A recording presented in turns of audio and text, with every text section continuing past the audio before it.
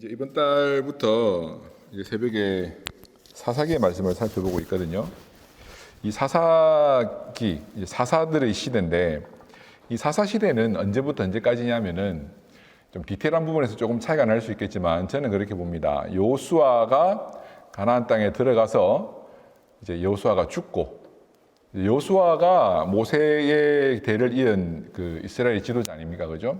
그 여호수아가 죽고 한 사람의 지도자가 없던 시대입니다. 그때부터 이제 사울이 있기는 하지만 이제 어쨌든 이스라엘을 다윗 왕국으로 볼 때에 다윗 왕이 왕으로 등극하여서 주변의 모든 적들을 다 쫓아내기 그 이전까지 이제 사무엘 때까지, 사무엘을 선지자로 볼 수도 있고 사사로 볼 수도 있는데 어쨌든 그때까지 이스라엘의 왕이 없던 그때에 사사들이 나타나서 이스라엘을 다스렸던 그때를 사사시대라고 이렇게 정의를 내려볼 수 있습니다. 그래서 이 시대는 땅을 정복은 했지만 아직 완전히 정착은 하지 못한 그런 시대라 할 수 있습니다. 이 시대의 특징이 하나 있는데, 이 시대의 특징은 이때에 이스라엘의 왕이 없음으로 인하여서 이스라엘 백성들이 각자 자기 소견에 오른 대로 마음대로 살았던 시대입니다. 자기 소견, 그러니까 하나님의 뜻을 따르지 않고 자기 소견을 따라 살았다고 했는데, 이 자기 소견은 무엇일까요? 이제 사사기 1장, 2장을 읽어보면 여호수아가 죽은 이후에 이스라엘 백성들이 하나님의 말씀을 떠나 악을 행하고 있음을 그렇게 기록을 하고 있습니다. 하나님께서는 이스라엘 백성들에게 그 땅에 들어가면 반드시 가나안의 거주민을 다 쫓아내라고 명령하셨습니다. 이 말씀은 명령임과 동시에 이 명령에 순종하면 하나님께서 그렇게 해주신다고 하신 약속이기도 합니다. 쉽게 말하면 이스라엘 백성들이 가나안 땅의 그 원주민들을 쫓아내는 게 명령이자 하나님이 이루실 약속이라는 겁니다. 그래서 하나님의 그 명령을 지킬 때에 하나님께서도 그 약속을 지켜주시는 것이죠. 그런데 여러분, 이스라엘 백성들이 하나님의 말씀에 순종하지 않고 그 땅의 원주민들과 언약을 맺고 심지어는 아들과 딸을 그 지역의 원주민들과 결혼을 시키기도 합니다. 그게 더 나아가서 우상숭배를 하기까지 이르죠. 하나님의 명령은 무엇이었나요? 그 땅의 원주민들을 다 쫓아내라, 적들을 소탕해라는 것이었는데 그 명령에 불순종하고 그들과 섞여 살았던 것입니다. 그로 인해 그들은 삶의 기준과 가치관이 하나님의 말씀이 아니라 자신들의 소견, 즉 그 땅의 원주민들이 살아가는 방식을 배우며 그들과 함께 뒤섞여 살게 된 것이죠. 자기의 소견대로 산다는 것은 우리의 삶의 유일하고 완전한 법칙인 하나님의 말씀을 버리고 세상 사람들의 기준과 똑같이 살아간다는 말입니다. 가나안 정복은 하나님의 약속이자 명령입니다. 반드시 이루어야 하는 것이죠. 그 말씀에 순종하면 하나님께서도 그 적들을 쫓아냅니다.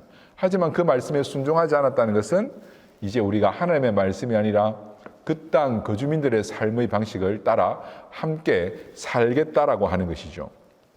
그래서 여러분, 이스라엘 백성들의 전투는 능력의 문제가 아니었습니다. 그들의 전투는 능력의 문제가 아니라 믿음의 문제요, 순종의 문제입니다. 능력으로 이기는 싸움이 아니라 믿음으로 이기는 싸움이요, 순종함으로 이기는 싸움입니다. 우리의 삶의 여정도 이와 같습니다.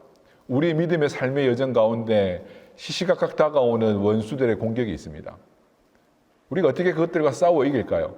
그것은 우리의 능력의 문제가 아니라 오직 우리의 믿음의 문제요, 우리의 순종의 문제인 것입니다. 순종하면 이기고 불순종하면 지는 것입니다. 더 정확하게 말하면 순종 그 자체가 능력이요 이기는 것이고 불순종 자체가 무능력이고 패배인 것입니다. 하나님은 자기 소견에 오른 대로 살아가는 이스라엘의 곁에 당분간 이 적들을 쫓아내지 않고 그대로 두려고 하셨습니다. 왜냐하면 그래야 그들이 그 적들의 공격을 받을 때에 하나님을 찾고 하나님을 구할 수 있기 때문입니다. 오늘 이 사사기의 말씀은 우리에게 하나님의 이 말씀의 능력으로만 우리가 세상을 이길 수 있음을 우리에게 가르쳐 주고 있습니다.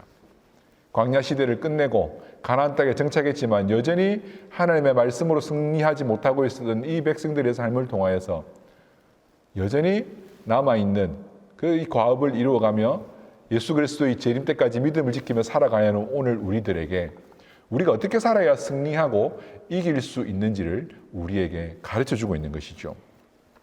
오늘 본문의 말씀은 2대 사사인 에훗이 이스라엘을 다스리던 때입니다.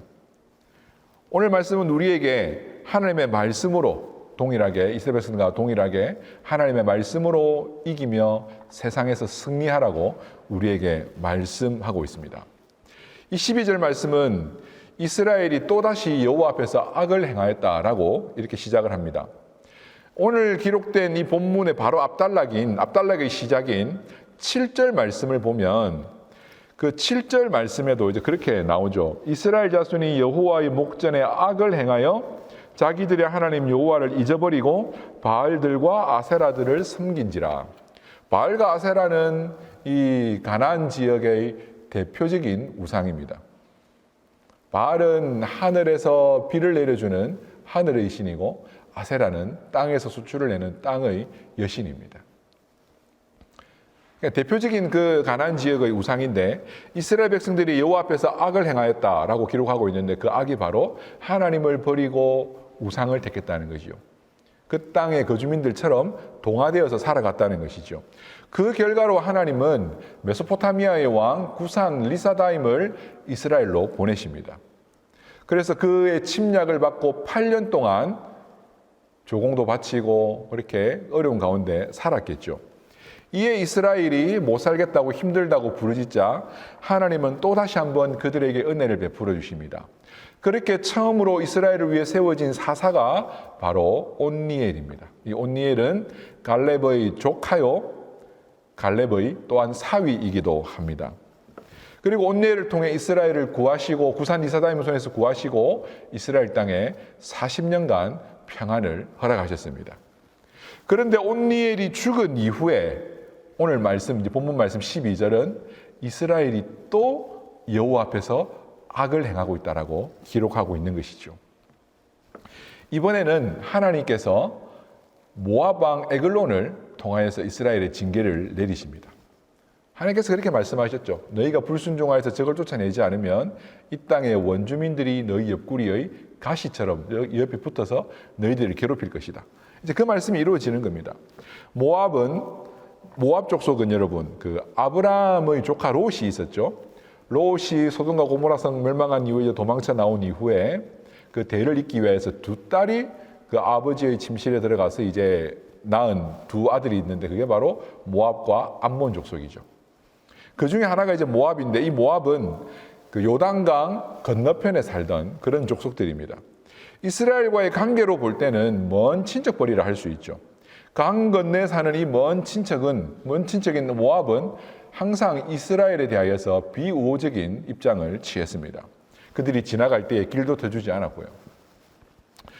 그런데 강 건너에서 이스라엘이 당할 때에 그냥 강 건너 불구경하듯이 그 정도만 해도 참 못마땅한 관계인데 그죠. 먼 사촌지간이라 할 수 있는 사람들인데 좀 어려움을 당하면 와서 도와줘도 뭐 할 판에 어려움을 당할 때에 도와주지도 않고 강 건너 불구경하듯 하던 그들이 이제는 직접 강을 건너와 이스라엘을 침공한 것입니다. 이스라엘은 원래 군사력이 강한 민족이 아닙니다. 출애굽할 때에 그들의 위치가 어땠습니까? 애굽에서 노예로 살았습니다. 아마도 피라미드를 건설할 때 필요했던 벽돌을 굽는 그런 일에 노역을 당하지 않았을까 이렇게 생각해 볼 수도 있죠. 그럼에도 불구하고 이들이 애굽을 이겨내고 탈출한 것과 그리고 가나안 땅에 들어와서 땅을 정복한 것은 그들의 군사력 때문이 아니라 하나님께서 그들과 함께 하셨고 하나님께서 그들에게 승리를 주셨기 때문입니다. 그런데 그들이 하나님을 떠나게 되자 어떤 일이 일어납니까? 그동안 하나님께서 잠재워 놓으셨던 주변의 적들이 이제는 힘을 얻고 강하게 됩니다. 그래서 갑자기 가만히 있던 모압이 강을 건너 이스라엘을 쳐들어온 것이죠. 8절 말씀을 같이 한번 8절이 아니고요.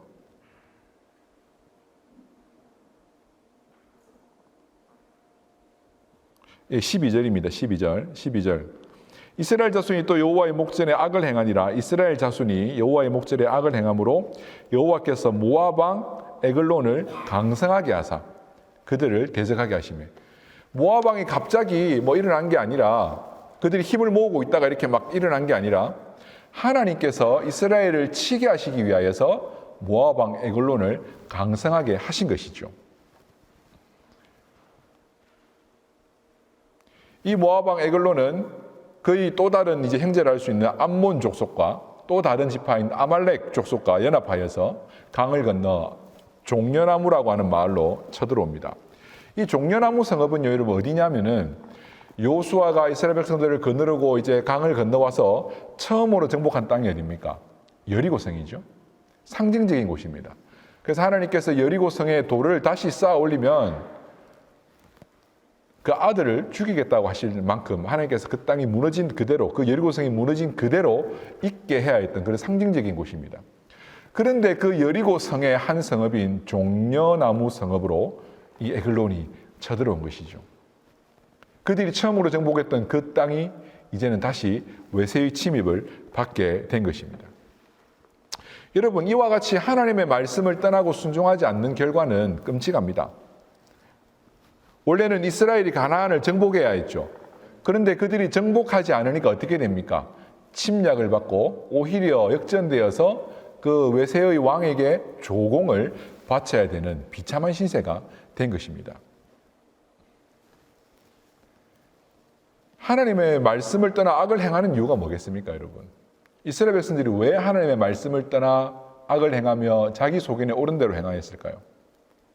그것은 전쟁을 이기게 하시는 하나님, 전쟁에서 이기게 하시고 평안을 주시는 하나님, 그들에게 복을 주시는 그 하나님을 잊어버렸기 때문입니다. 하나님을 잊어버리고 주변 나라들 보니까 하나님 없이도 잘 사는 것 같거든요.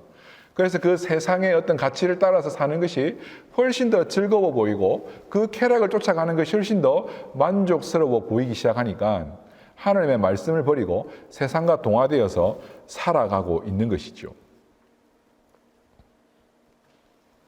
여러분, 이스라엘이 전쟁에서 이긴 것은 그들의 능력이 아니라 온전히 하나님의 은혜였습니다. 이스라엘에 복을 주시는 분도 하나님이십니다.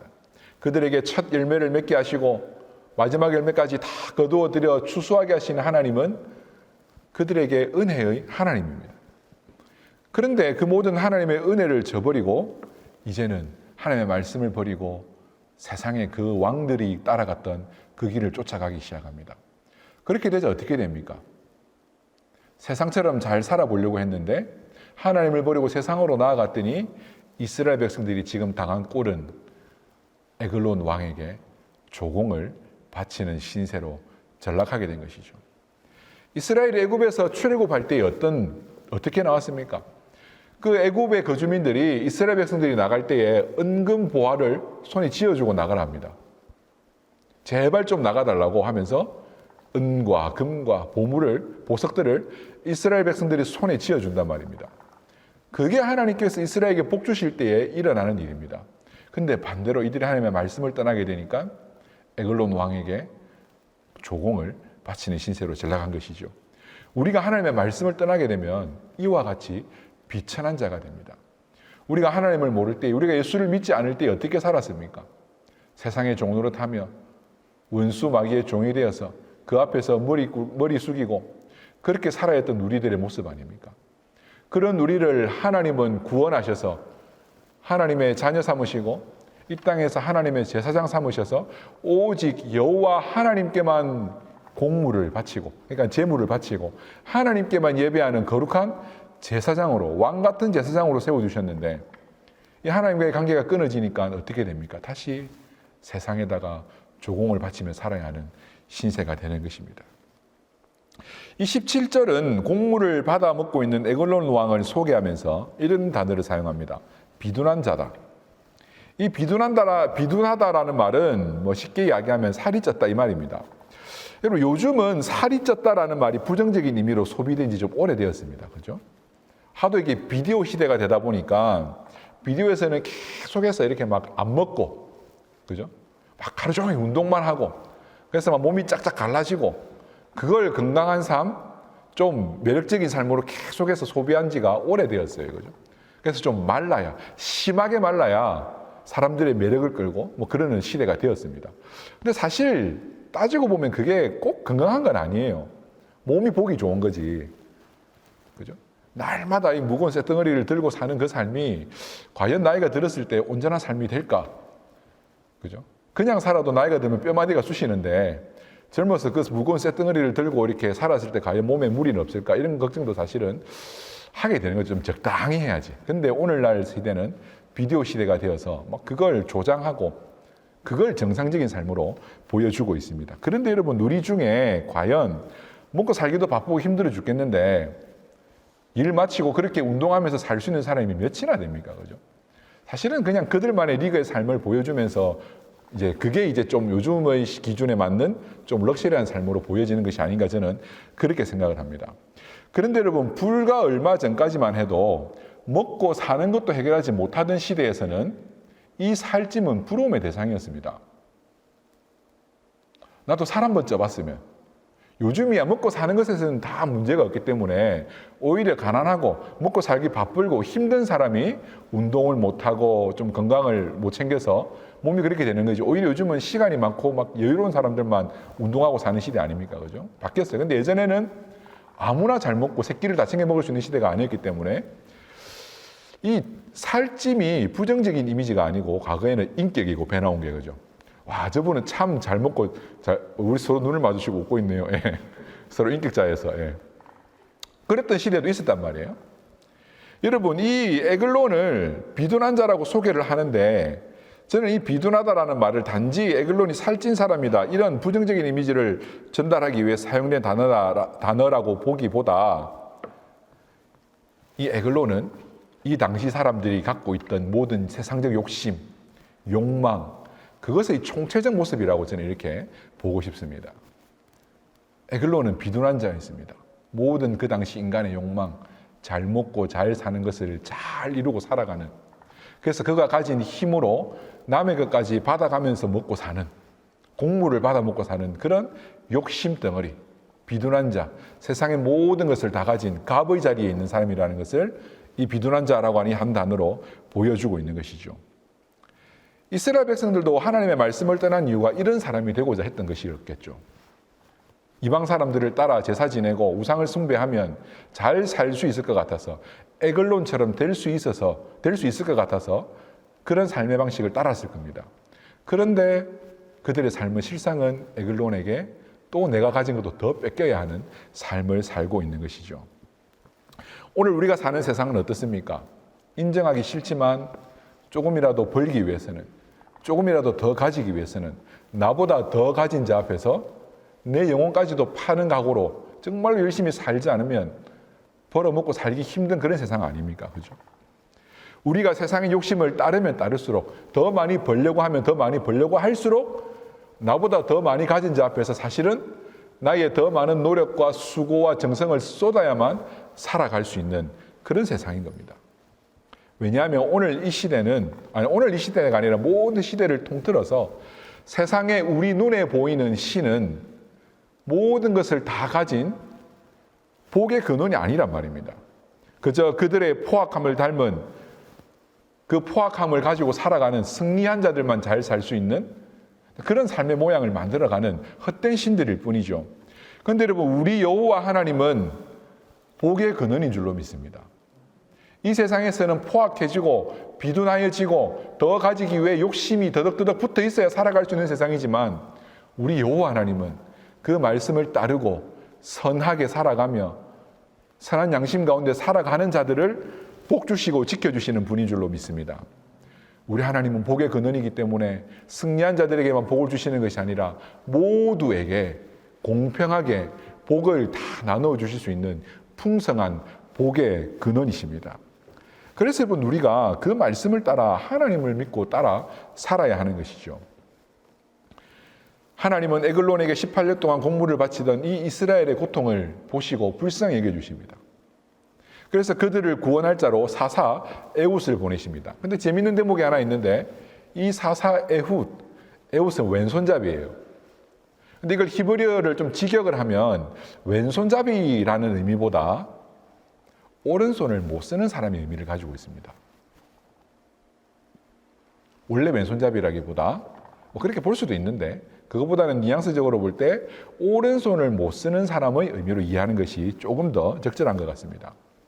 그런데 여러분, 에훗은 베냐민 지파입니다. 베냐민의 뜻은 오른손의 아들이라는 말이에요. 오른손의 아들이라는 베냐민 지파의 에훗이 오른손을 못 쓰는 왼손잡이였던 것이죠. 그런데 여러분, 성경에서 오른손은 하나님의 능력을 상징하는 손이거든요. 하나님의 능력을 이렇게 표현할 때에 항상 오른손이라는 단어를 사용하지 여호와 하나님의 왼손으로 너를 구원하시리니 이런 말 안 썼단 말이에요. 여호와 하나님의 오른손으로 너를 구원하시리니. 그런데 그 하나님의 능력을 표현하는 상징하는 그 오른손이 아니라 그 오른손의 아들인 베냐민 지파에서 왼손밖에 못 쓰는 에훗을 하나님께서 사사로 쓰신다는 겁니다. 무슨 말씀을 하시고자 하는 걸까요? 여호와 하나님의 오른손에 들려지면 세상에서 힘이 없고 나약하고 공물을 뺏겨가면서 살아야 하는 그런 자들이라 할지라도 여호와 하나님의 오른손에 그 능력이 붙들리면 왼손잡이 같은 자라 할지라도 하나님의 구원의 능력을 경험하고 힘입어 살 수 있다는 겁니다. 우리의 오른손보다 왼손잡이를 들어 사용하시는 하나님의 그 능력이 훨씬 더 강하다는 겁니다. 에훗은 공물을 바치기 위해 에글론에 갑니다. 그리고 돌아가는 길에 다른 사람들을 보내고 다시 돌아가서 에글론을 독대합니다. 16절을 보면 에훗은 오른쪽 허벅지에 양날선 검을 숨기고 들어갑니다. 왼손잡이니까 오른손에 했겠죠. 오른손잡이가 오른손으로 이렇게 꺼내면 힘드니까 이게 왼손에서 이렇게 탁 꺼내야 되잖아요. 그래서 오른손 허벅지에 칼을 숨기고 갑니다. 이 칼의 사이즈는 한 규빗, 그러니까 50cm가 좀 안 되는 정도, 허벅지에 숨길 정도의 단검입니다. 그리고 좌우에 날이 서 있다라고 합니다. 그리고 20절을 보면 에훗이 에글론에게 뭐라고 합니까? 내가 하나님의 명령을 받들어 왕에게 이를 말이 있다라고 들어갑니다. 하나님의 말씀의 능력으로 에훗은 이 칼을 뽑아 에글론의 배를 찌르는데 이 칼자루가 칼날을 따라 들어가 뒷면으로 완전히 간통되었고 그 칼자루를 다시 뽑아내지 않아서 그에게 붙어있던 그 기름이 칼에 엉겨서 그대로 반항 한번 못하고 죽었다고 설명하고 있습니다. 우리 하나님의 말씀은 좌우의 날선 검과 같이 능력이 있습니다. 여러분, 한 날이 선 검은 주로 벨 때 쓰는 칼이잖아요, 그죠? 근데 양날이 선 검은 찌르기에 적합한 칼입니다. 우리가 요리할 때는 한 날만 있으면 되잖아요, 그죠? 근데 이 적을 찌를 때는 양날 선 검이 필요한데 에베소서 6장에 보면 바울이 하나님의 군사가 갖추어야 될 전신갑주를 취하라고 하면서 성령의 검이 곧 하나님의 말씀이다라고 그렇게 설명을 합니다. 그리고 히브리서 4장 12절의 말씀을 이렇게 말씀합니다. 하나님의 말씀은 살아있고 활력이 있어 좌우에 날선 어떤 검보다 예리하여 혼과 연과 관절과 골수를 찔러 쪼개기까지 하며 또 마음의 생각과 뜻을 판단한다고 그렇게 말씀하고 있습니다. 여러분, 성도는 이 세상에서 하나님의 말씀으로 이겨야 됩니다. 에훗이 에글론에게 무엇으로 나아갑니까? 그가 비록 손에 칼을 들었지만 그가 한 말이 있습니다. 내가 하나님의 말씀으로 너에게 왔다. 하나님의 명을 너에게 전하러 왔다. 하나님의 말씀, 하나님의 명령이 무엇입니까? 하나님을 대적하는 그 비둔한 자는 그 말씀 앞에 심판을 받아 관절과 골수가 찔려 쪼개져야 한다는 것이죠. 사랑하는 성도 여러분, 우리는 예수를 믿을 때에 우리의 모든 세상적 욕심과 헛된 욕망을 성령의 검, 이 하나님의 말씀 앞에 다 찔러 쪼개진 자들인 줄로 믿습니다. 하나님 앞에 우리의 헛된 생각과 우리의 잘못된 것들이 다 찔러 쪼개져야 되는 거예요. 그게 우리가 살 길입니다. 우리가 욕심을 버리지 못하고 세상과 타협하여 살면 결국 우리가 찔러 쪼개져야 되는 겁니다. 하나님은 세상에서 우리를 구원하셔서 하나님의 은혜와 복으로 우리가 살아가게 하십니다. 우리가 천국의 백성이 되게 하셨고 천국의 복으로 계속해서 살 수 있도록 오늘도 우리에게 은혜를 주십니다.